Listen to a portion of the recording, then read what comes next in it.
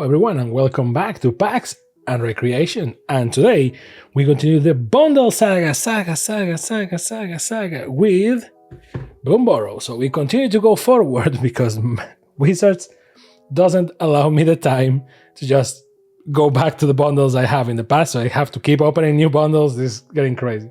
So Bloomburrow, everyone's favorite set, now with 9 playing boosters, and Doctor Strange, but it's another. So, as per usual, in case you're new to this is a Magic the Gathering bundle, right? It comes with 14 cards. It will never stop amazing me, the misguiding wording using. 9 in letters, 14 card in numbers, so you think there's 14 boosters in your subconscious. And Bloomburrow play boosters. 2 reference cards, which is freaking crazy. And then the 15 traditional foil and 15 regular basic lands. An oversized spin down life counter, which cray, and an alt card traditional foil Thunder Tap Trainer. Nice. And the Bloomburrow card box. So let's see.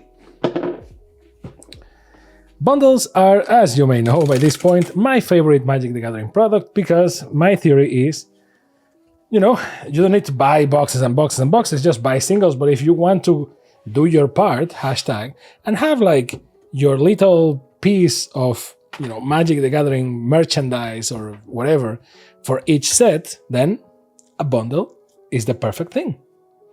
Because you can just, you know, look at the bundles.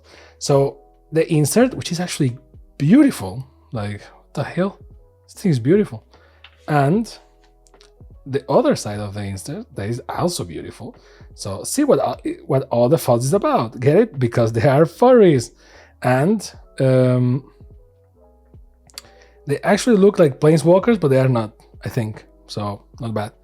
Now for the box, Bloomburrow, very nice, beautiful. Actually, I have to say, I think that the bending here is kind of meh because of this, but hey, overall beautiful. Like, again, some people put them in boxes or something, and when you look at them, you see the names of all the sets from the top, which is great. I think that's the intended way of storing them. The other way of storing them is like this, you know, in the shelf or something, or like this, which is not great because, well, it doesn't have the set or the name or anything. So I guess that they really want you to store them like this, like in boxes from above, so you can see like Bloomburrow, etc.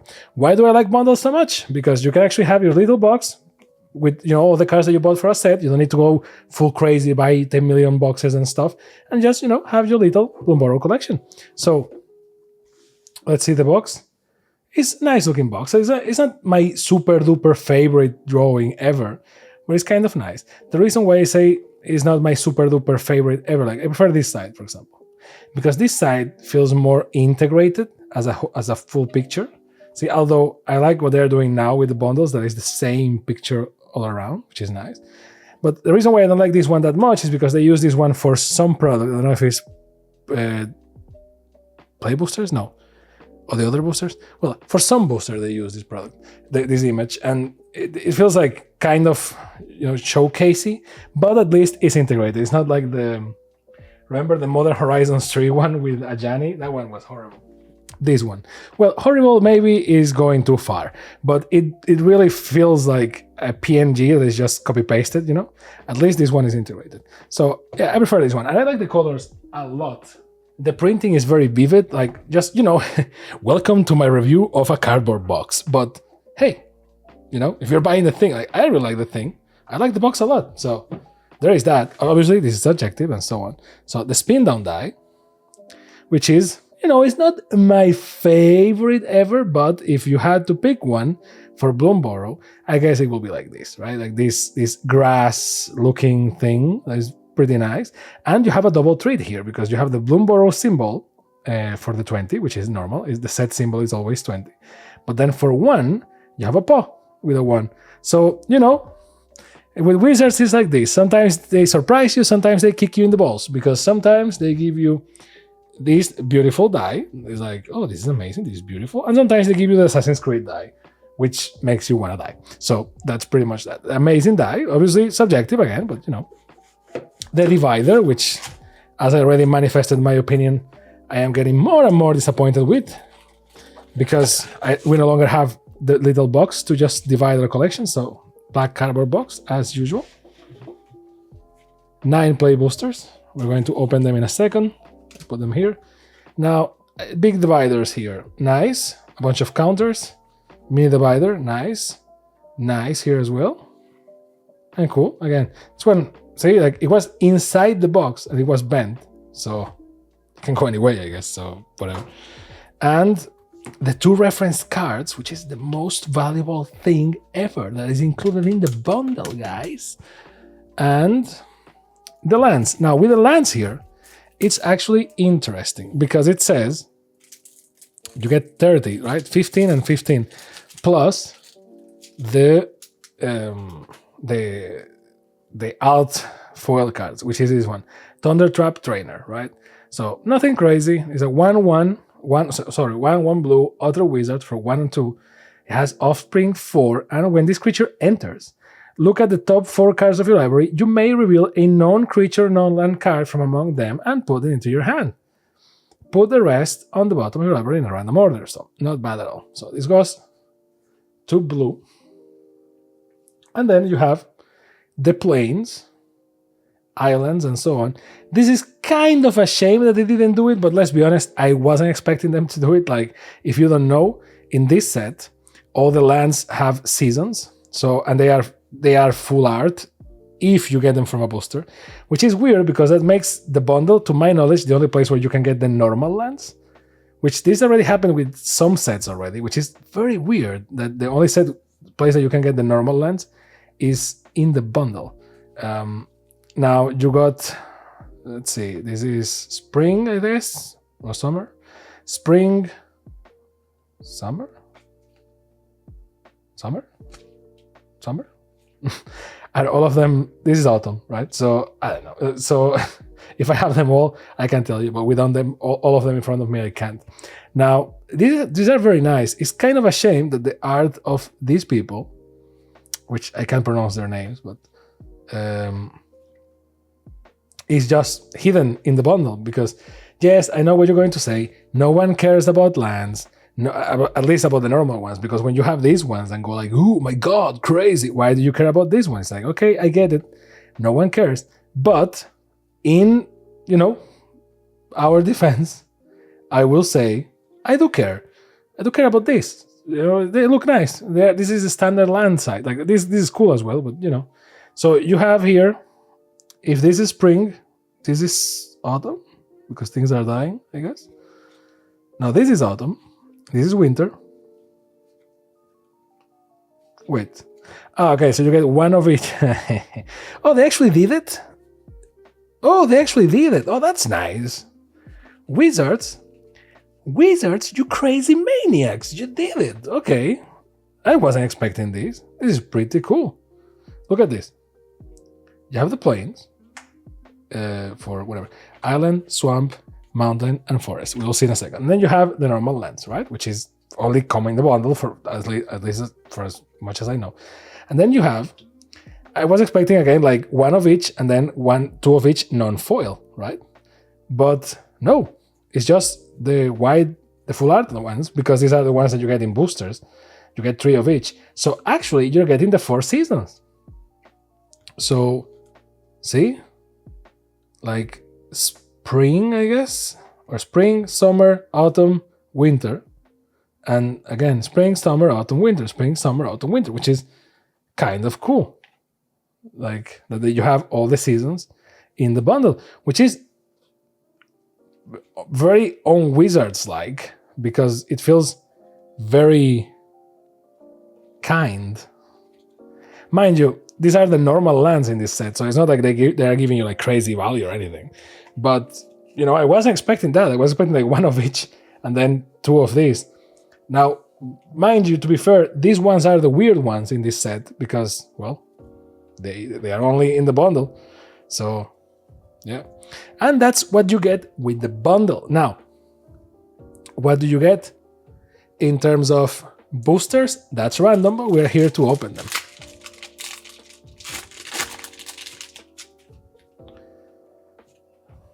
Now, the more I play with Bloomburrow, the more I like it for its simplicity. There is something about, I mean, I'm not going to be that guy and be like, oh, we should go back to old school Magic, and there is a time for everything. If you want to do that, that's the beauty of Magic. You can just need to build a cube or something and do a draft of cube, or ooh, Dragonhawk, Fate's Tempest, nice. Or I don't know, take out the trash in foil, cool. And Mabel, which is actually the playmat, which is nice. I'm not going to sit here and pretend like old Magic was the best Magic. To be fair, I've been studying a lot of old Magic for game design purposes and stuff like that, and I like it, but it's a product of its time, and we have to be fair with that. Like, nostalgia is a very strong factor. Yes, I'm not going to be here simping Wizards and be like, oh, the current Magic is the best Magic. It's not. It depends a lot on the set. Depends a lot on the cards. It depends a lot on what are you playing. Muerra Trash Tactician. Nice. It depends a lot, right? So I think the reason why people are going crazy about Bloomburrow is because if you go to the pre-release of Bloomburrow and you play within the confines of Bloomburrow, it's a very nice set. And for a standard, it's also very nice. No one plays a standard or whatever. And for Commander, it's very nice because people, not everyone wants edgy things. And people just want mice and otters and stuff like that. And this adds a bunch of animals of certain types for us to build our decks. So that's kind of nice and with nice mechanics. And again, I have to give it to Wizards. A lot of people are complaining about how Magic, the power creep, and look at the text in the cards. Like before, a Magic card was like two words, and now, Essence Channeler. And now it's like, look at this Bible. And it's like, well, I mean, yes. It's a fact, like we can run away from it. But let's also be honest. I prefer it that way. It makes the game more complex, yes. But if you want to play simple, like there are simple cards, but again, if you just want to I have a card with flying and the entire game depends on you removing it with a fireball or having a creature with reach, which is going to be a spider likely, that's okay. But I actually like cards with a lot of text. I don't like them in the sense that I'm like, oh yeah, a lot of text, let's go, But I like the possibilities that it gives as long as the text is clearly conveyed, which to Wizards' credit, they tend to do it, right? Like they tend to have proper wording and so on. They don't go super confusing like in Yu-Gi-Oh! Hardborn Battler, okay. And Nightworld Hermit in foil, cool. They tend to keep it simple. So in terms of wording, not in terms of abilities. But I like horizontal abilities. As I've been saying all this time, I like horizontal abilities. I like that possibility, right? Of being like, oh, okay, this card is powerful, but not just because it's like a 5/5 for 1 and 1 black, right? It's like, no. Which to this point, that wouldn't even be that, well, that will be strong, but I like horizontal effects. And now with these abilities like gift and stuff like that, which, yes, let's be fair, is also, and this is why I say to Wizards' credit or to their designers' credits, these new designs, Jackdawn Savior, let's go to, and Lumbra, Bellow of the Woods, let's go, baby. Vigilance Reach, its power and toughness are each equal to the number of lands you control, and when Lumbra enters, mill, because now it's no longer entered the battlefield, mill 4 cards, then return all land cards from your graveyard to the battlefield tapped. A mountain, Hidden Grotto in foil, and an Intrepid Rabbit.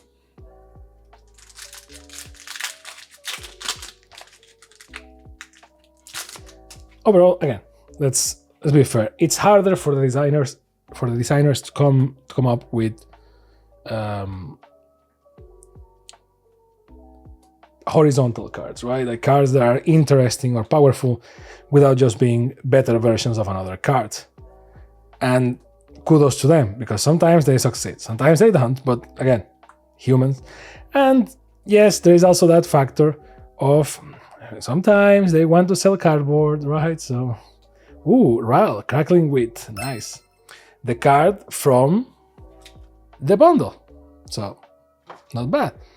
Legendary Planeswalker Ral. For 2, 1 blue, 1 red is a 4 loyalty Planeswalker that says whenever you cast a non-creature spell, put a loyalty counter on Ral.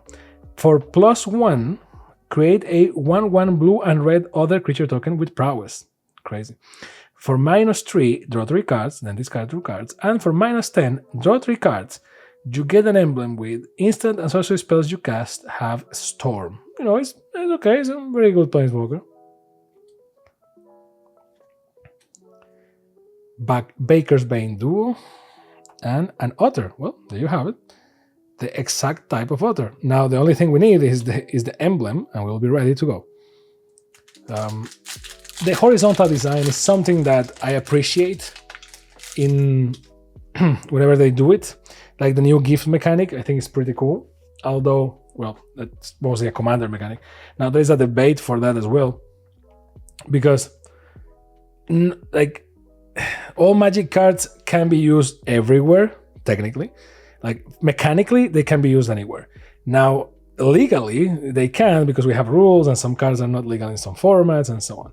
It is true that they are designing cards for Commander, and therefore a lot of cards really benefit of having more than one opponent or something like that. Now, to me, as a person that appreciates the process of making the game, I find it interesting that, wishing well, that the process is like the trap that is for them to design cards. I mean, look, Jace the Mind Sculptor. The trap that it is for them to design a card that is good in 4 players, and is usable in 2 players, but not broken. Because sometimes you can go like, oh well, Commander, you have 4 opponents, you have 40 life, so of course this card is not overpowered. And yes, the easy option is to make that card not legal in the standard, right, or not legal in modern or whatever. But that's cheating. And although they do that a lot of times, I do feel like the cool way of doing it is when the thing just naturally works in Commander and it's just naturally not very good in other formats, right? I feel like that's pure great design. Ooh, nice. Kitsa Otterball Elite, sorry.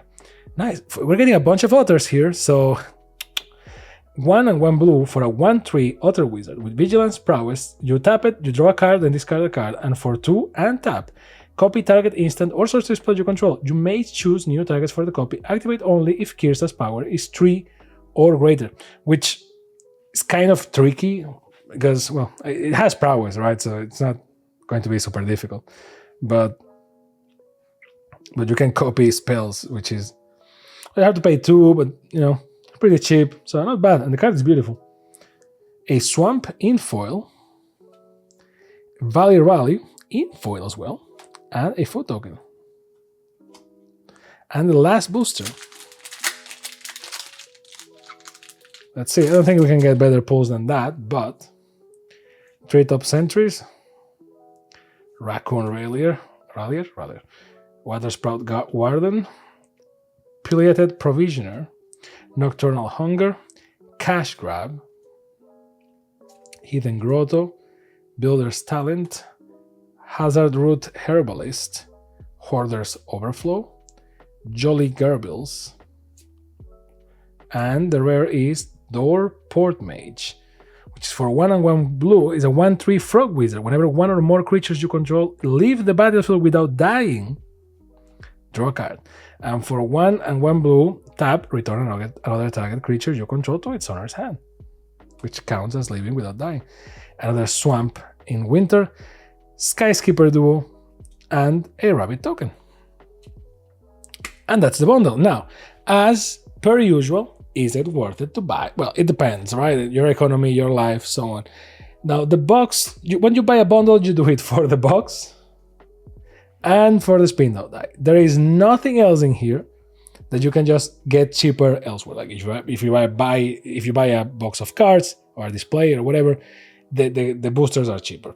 If you buy the singles, which is the better option, the cards are cheaper. If you print the proxies, are even cheaper, right? But like trying to stick to the thing, right? You do it for the box and the die. Now, in my opinion, well, and the promo, I guess, and the lands, I guess. Well, in my opinion, is it worth it? Well, again, subjective, as usual, because it depends a lot on whether you like this or not. But if you like the aesthetic of Bloomburrow, I think that this thing is a home run visually. In terms of price, check your local game store, your shop, your whatever, and see the price, do the math. It has 9 play boosters, see how much they cost, do the math. It should cost slightly more than 9 play boosters. It can cost more than that by any means. If it is cheaper than 9 play boosters, by all means just buy it, because it's a great deal. But visually, I like the box a lot. I like the die a lot. Everything is within the Bloomburrow theme. And the lands, if you're a start, like the promo card is whatever, right? Like that's. But if you're starting, these lands are actually beautiful lands. So, you know, maybe I think it's a great first bundle or great thing to gift someone else to start into Magic, and I really mean it. So, you know, I think it's worth. But again, down to personal preference and choice, because it's all down to visuals. It depends on the cost. So check your costs, don't pay markups. If you want a specific card that you saw in here, you won't get it, it's random. So buy the singles. Or in worst case scenario, just print the proxy and play Commander, because that's what everyone does. But thank you very much for watching the video. I hope you had a great time in this bundle saga. I hope that next time we can go back to a previous bundle. Otherwise, it's going to be Duskborn, I guess, at this pace, which has 2 bundles. So get ready for that Bundlemania. But if not, or after that, then I will go back in time again and we will continue to check the boxes in this bingo of all the bundles in Magic's history. So thank you very much for watching. Don't forget to like and subscribe so you don't miss anything in the bundle saga. And I will see you next time on Packs and Recreation. Bye.